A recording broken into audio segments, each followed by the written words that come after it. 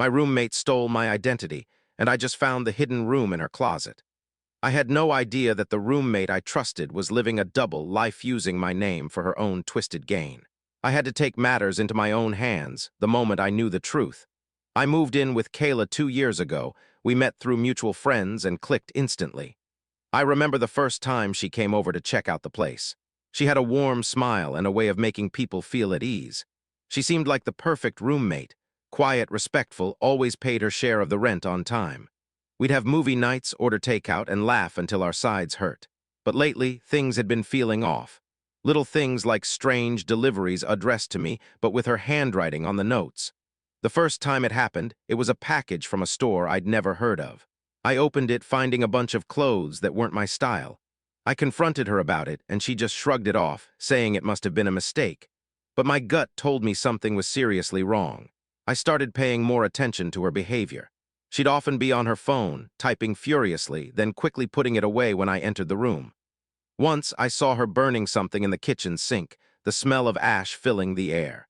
She said it was just a receipt, but the look on her face told me otherwise. One night, I heard Kayla on the phone, whispering urgently in her room. I couldn't make out the words, but the tone was desperate. She was pacing back and forth, her voice hushed but intense. The next day, I found a credit card statement in my mailbox, not mine, but in my name. I picked it up, my heart pounding as I scanned the charges. Thousands of dollars spent on things I'd never bought. I confronted Kayla, and she burst into tears, begging me not to call the police. She admitted to stealing my identity, saying she had nowhere else to turn. She swore she'd stop, but I couldn't trust her. I started finding little clues around the apartment, fake IDs with my photo, but her information, bank statements with fraudulent charges. I even caught her typing furiously on her laptop late one night, her face pale and eyes wide with panic. I asked her what she was doing, but she just shook her head and said it was nothing.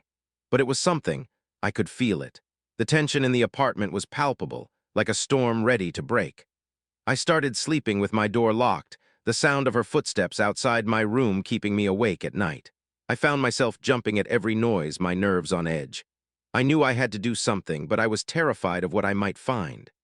I decided to search her room while she was out, and that's when I found it, a hidden room behind a false wall in her closet.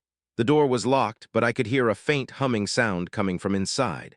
I grabbed the nearest object, a heavy lamp, and prepared to smash the lock. Follow so you don't miss part 2.